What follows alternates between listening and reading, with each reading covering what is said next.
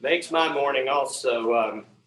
I always remember the first experience really with the First Presbyterian Church all the way back in 1998 was walking into this building, and the doors at that time were usually open, and we heard the singing of every bands every Sunday morning. So definitely that's music to my ears. So let's have a quick prayer if we could.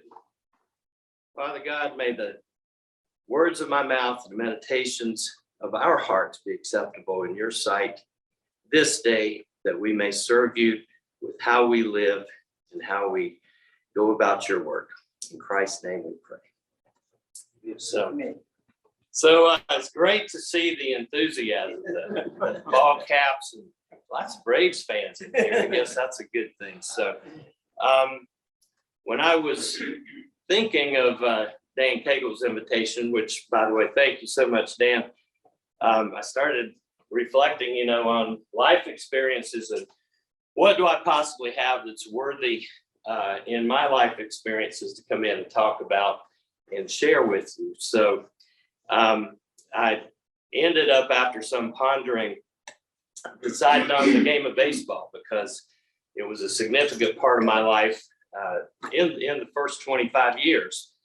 And it's really wonderful to see these guys that have played college sports, Chad with tennis, Max and your friends here with soccer. How many of you were able to play sports at a level beyond high school? Just kind of curious. So we've got a few. Bob, what did you play back there? I was a walk-on in NC State. We'll forgive you for that, but that's there you go. Excellent.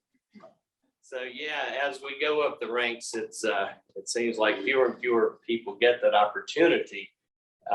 When you go to high school, you've got usually a team of a few superstars. When you go to the college level, you've got a team of many superstars. And then at the professional level, it gets even to a higher level of competition. So before I go into a lot of that, some of you probably don't know much more of my background. So I'm going to go quickly through some quick details. I'm married to Salisbury's most favorite hairdresser, so she keeps Robin and all the ladies of Salisbury looking beautiful for us. So if you ever want to know what's happening in town, just stop into that shop for about 10 minutes or talk to somebody who's just come out of there. So we moved here actually in 1997 from the little community of Archdale Trinity. I had taken a job at Lazy Boy Furniture that required me to live in the territory that I represented. So I had to move 40 miles down I-85 to be here in Salisbury. We had looked in Davidson, Huntersville, and around Lake Norman, and thank God this is where we settled. And Olivia, my oldest daughter, was born when we moved here. She was about 2 at that point. Harrison, my middle child, had come along about a year after we arrived here. And then Graham, around 2001, I think. And I always think of Dr. David Hall, one of your dear Everyman's members, who was a key to Graham being here because there were some complications in that pregnancy. And he really helped us to get through so that Graham is here today. I also want to say a few words about Everyman's. I always had the highest respect for this class. You guys are kind of like the Roman senators, the noblemen of the church. It's just how I've always looked at this class. And, I think that's a credit to you guys for what you bring from your personal lives and from your business lives that you have interjected here at the church. So it was about 1998, I think, that we actually became members here at First Presbyterian. We enjoyed those last few years with Bob Lewis. And I'm curious if any of you were at Montreat when we had the retirement celebration, Hee Haw at Montreat. I don't know if Margaret, you were there. Great fun, Bob. And we acted out our own little Hee Haw as a tribute to all those years Bob Lewis served this church. We've seen the construction there at Lewis Hall.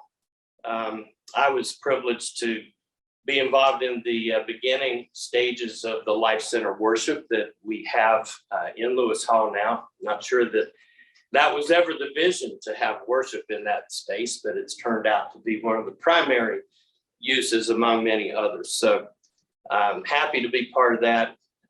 I've served as a deacon and an elder here at the church. And one of my favorite minutes of service, or many minutes, and I'm glad you're here, Robin, because you can justify this too. I worked with Robin and Steve and John Grubb for many years, and Max, you're part of some of those charades we did, but doing productions of Vacation Bible School. How many years, Robin, did we do that? Probably. Yeah, a lot of writing lyrics to songs for the themes of those great. Yeah. When I get grandchildren, maybe that's a good time to do that. I've also served on 4 mission trips with the church. Most recently, this group that went to Mexico back in June, 28 young people and 10 adults, continuing to build homes and do work for those fine people in Mexico. I've really learned to love the people and the work ethic and how they just appreciate life. They mostly live in homes that are less than a third the size of this room, built by scraps of plywood and sheet metal. And sadly to say, they're happier than we are. These people are content with what they have, and the joy that we are able to bring them by building homes for them is just quite remarkable. So that's a little bit of a quick history on the family. I would say with the service I've been able to do, it's passion. I love serving the church through the community of faith that we have. A sad side to that, though, is that I feel that about 90% of the work of the church typically gets done by about 10% of the people. We churn and burn through people, quite honestly. And it would really be nice to see more people step up and be part of the leadership. I know we're constantly working on that every year through the nomination process and trying to engage more people. So brings us to baseball, a metaphor for life. How many of you played Little League baseball? Some of you gals, Robin, I don't know, y'all probably played something back in the day, but almost all of us as young men were part of a Little League program at some point. How many coached baseball when your kids got up? So probably a lot of us were on that side of the fence also. I really believe that the lessons we learn from not just baseball, but other sports go with us through our entire lives. And I'm going to point to several things that I think are pretty cool as it relates to that. I was just brainstorming and doing this and sat down and started thinking of the language of baseball. And every sport has its language, but baseball is very unique. You know, when we do all this stuff, it's got its own language, sign language, which we have to do on the field so that our team knows when it's time to bunt, time to steal a base, time to have a pickoff move. And there's the verbal side of it. I'm just going to read through a few of these because every time I go to a baseball game with my wife and I'll start using these terms, what does that mean? So it's like a different language, but I broke these down in the order of terms for pitchers, terms for batters, fielders, base running, that sort of thing. So just a few here for pitchers. I was a pitcher, by the way. But there's starting pitchers, relief pitchers, setup men, closers. They come out of the bullpen. They're part of the battery, part of a rotation. They throw curveballs, sliders, cutters, knuckleballs, forkballs, split finger pitches, sinkers, four-seamers, two-seamers, heaters, waste pitches. Some of you may remember the old EFAS pitch. I actually saw one thrown in a game last week by one of the Washington Nationals pitchers. We talk about getting ahead in the count. We talk about falling behind in the count, full counts, painting the corners, pitching on the black, filling up the zone, getting the leading lady, late movement, first pitch strikes. There's a lot of terms. I'm not going to go through all of those, but for hitters, you have home runs, sacrifice flies, hit and runs, bunts, squeezes, walks. There are switch hitters, designated hitters, pinch hitters, cleanup hitters, on deck hitters. You can hit the ball up the middle, in the hole, down the lines. You can clear the bases. You can hit for the cycle. My wife asked me last week, what is a walk-off? Does everybody know what a walk-off is? So it looks like maybe not all of you. So a walk-off is if the home team scores that last run in the bottom of the ninth inning, game is over. So you walk off. That's could be a walk-off home run, any way that run scores. My wife didn't know that.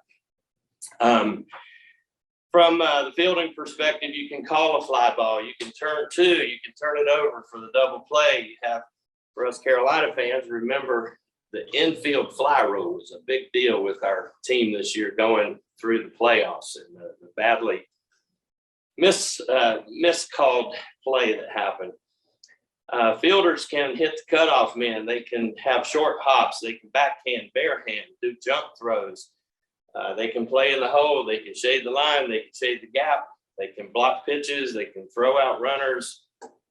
They can have an infield shift, which is a big deal. They're talking about eliminating that from the major league game next year so that those infielders can't all go to the side that's likely where the guy's going to hit. So quite a game of language. Just final thing here, just certain terms of the game.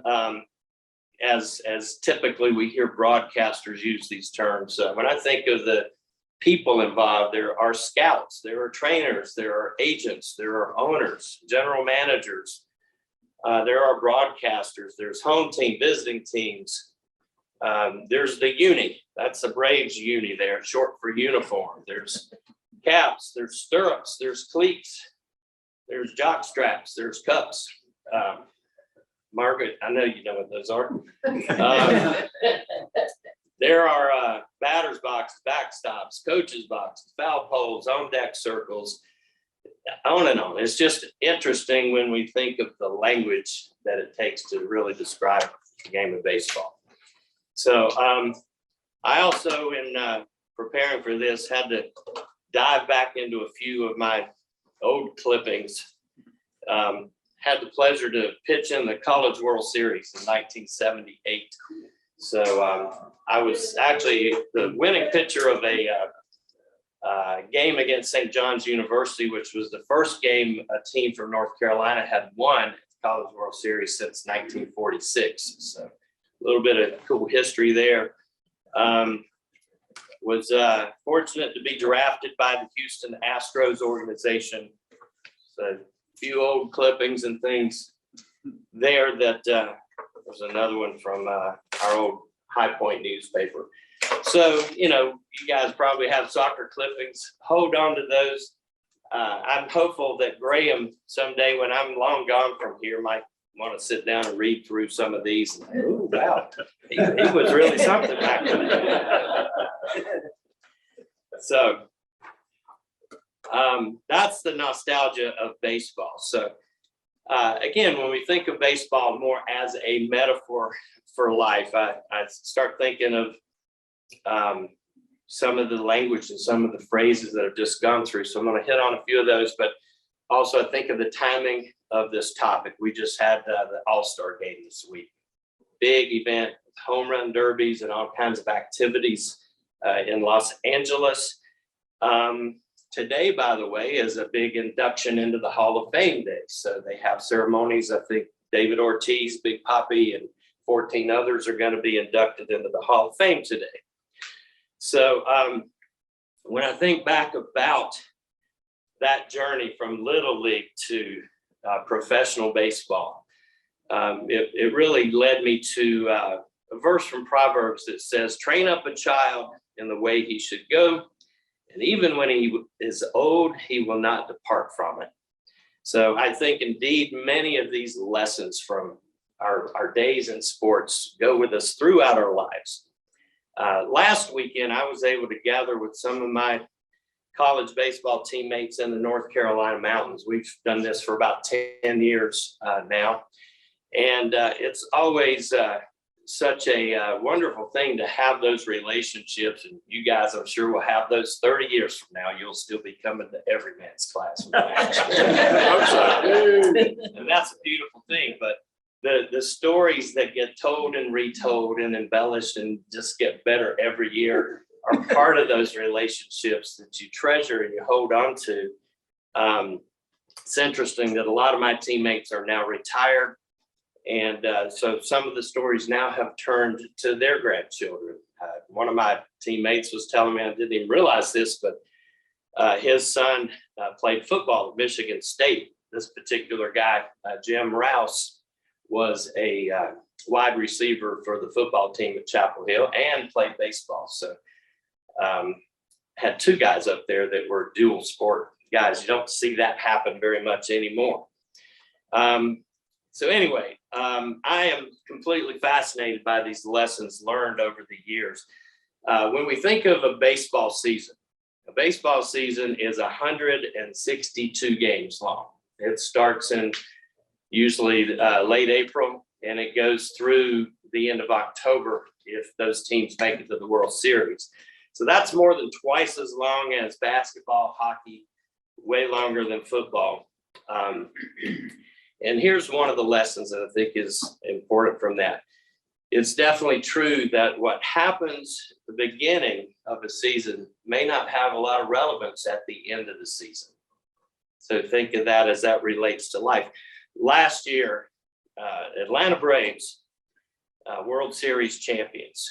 It was not until August 10th that they actually were more than a 500 team. They were sub 500 in wins and losses until August 10th.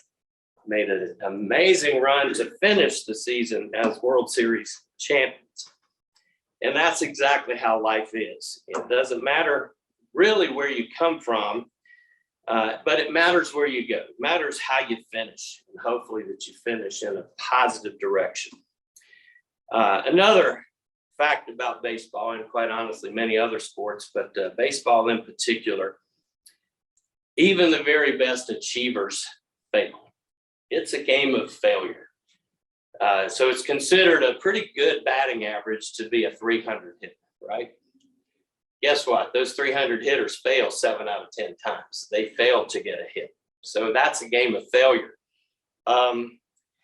So do they get discouraged by those odds? You know, you can't just get down and get discouraged. You got to pick up the bat, get into the batter's box for your next bat.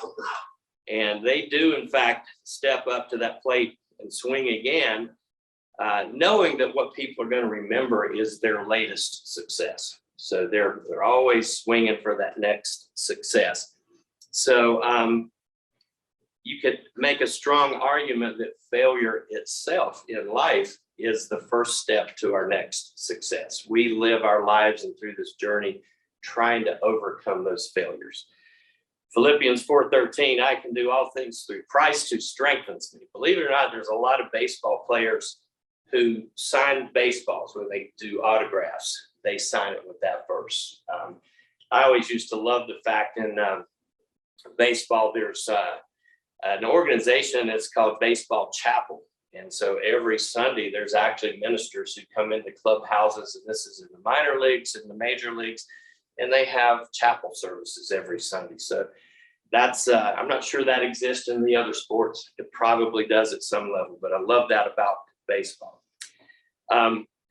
Another metaphor of baseball. It is a sport where people of multiple specialties come together. If you think about it, pitchers typically can't hit, don't even get allowed to hit. Hitters can't pitch. We've seen some examples of that. People play first base who don't throw well. Others play outfield who can run and catch, and others become catchers who are typically short, don't run well, but they're smart and they become the team leaders. So teams come together by figuring out what each player's role is and how to support each other in those roles. You do the same with soccer. You got goalies, you got midfielders, defenders, and It's a team environment.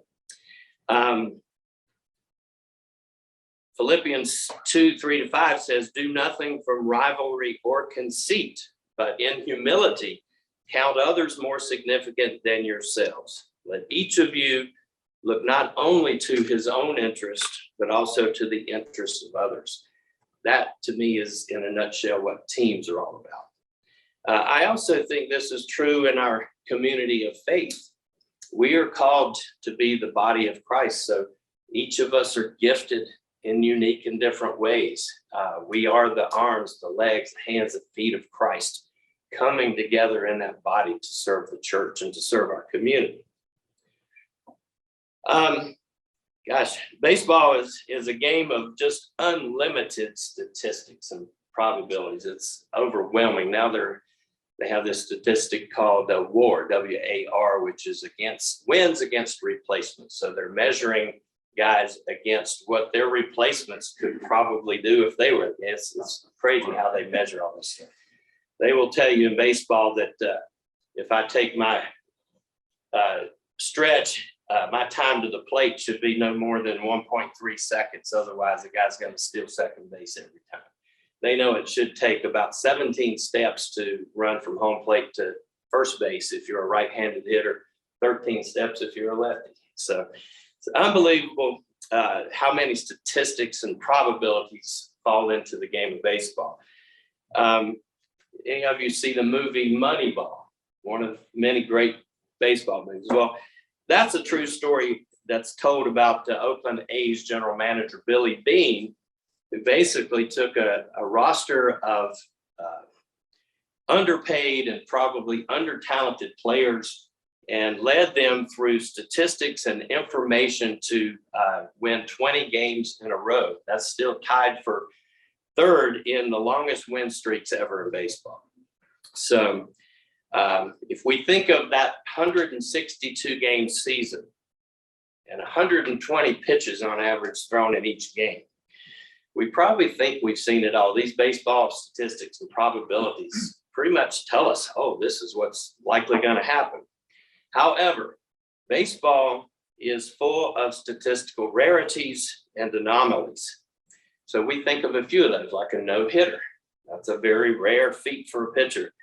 Even more rare is a perfect game. Anybody know how many perfect games have been thrown in the history of the modern era of baseball? 22. That's very good. It's 21. It's right on. So It used to be 21. I thought I was giving somebody him one. must have thrown one. I was giving somebody an extra one recently. Very good, though. You're right on it. Another equally rare feat is, well, a triple play, but an unassisted triple play is so rare, only 15 of those have happened in the modern era. So when we think we know the probabilities, and even in life, everything is probably governed by what's most likely going to happen. But on any given day, we could encounter something we've never seen before. That's how we have to learn to dance and navigate through those unexpected things in life. A few other quick little metaphors. And again, some of this goes back to the language of the game, but it's really hard to keep moving through life when life throws us curveballs, change-ups, screwballs. If we strike out, we have to step back in the box for another at-bat. As a baseball pitcher, if somebody hit a home run, I had to put the proper face, proper attitude back on, jump up on that pitcher's mound, and face that next batter. So we have to deal with those changes that come. Our spiritual journeys are just exactly that way, and they span our entire lives. We all face trials. One of my favorite verses that talks about the trials of life, and I found this verse when I lost a job a few years ago, but in the book of James, first chapter 2-4 says, "Consider it pure joy, my brothers and sisters, when you face trials of many kinds, because you know that the testing of your faith produces perseverance. Let perseverance finish its work so that you may be mature and complete, not lacking in anything." think that's something we can all embrace when we deal with these trials. In that journey of life, we must swing for the fences when we're pursuing our life goals and conquering those trials and failures. As Christ followers, we must take our hacks. Another great little phrase. We must be fully invested, not lukewarm. Revelation 3:16 tells us, don't be lukewarm in our faith. We've got to be all in, swing for the fences. Really, you have to take action if you want anything in life. Love this phrase, you can't get on base if you don't get off the bench. Think about it. Another great thing about baseball is that you only score when you cross home plate. So again, that's a reminder of perseverance and endurance, really to fulfill our divine purpose. In baseball, we start at home plate and we finish at home plate. So you start at home, you round the bases in that journey, and you finish at home. You have to see things all the way through, or it's all really for naught. And I love this thought right here. At baseball, just in life, there is no established time for ending. There is no clock in baseball. I love this part of it. Life, actually, you play until somebody wins the game. You know, life and baseball both eventually end. But isn't it great that we don't know when ahead of time? We don't know when that day is. So the lack of time constraints really allows for anything to happen in a baseball game, just as it does in life. No one can tell you it's the end of the game until that last out is made. The beloved Yogi Berra said, it ain't over till it's over. How profound. I was afraid you were going to get out with that. So, whatever stage of life that you're living, each of us, we're all in different stages. We still have purpose. We have goals. We have dreams to pursue. The language of baseball says, get off the bench and into the game. Swing for the fences. Keep your head in the bucket. Guard that dish. Don't be caught looking. Move the runners in front of you. Go up the middle, down the line, in the hole. Clear the bases. Hit a home run and walk it off. And I'll kind of end with this quote from the great Leo DeRocher. He actually said, baseball is like a church. Many attend and few understand. We all experience life on many levels, from the simple through the sophisticated. The beauty of baseball is that it can be a rich experience at all levels, making it a very democratic and all-embracing national pastime. So I'll end by saying, may your life's seasons be in a league of their own, from the Bad News Bears and Bull Durham to the Natural and Major League to your own faithful field of dreams. Thank you.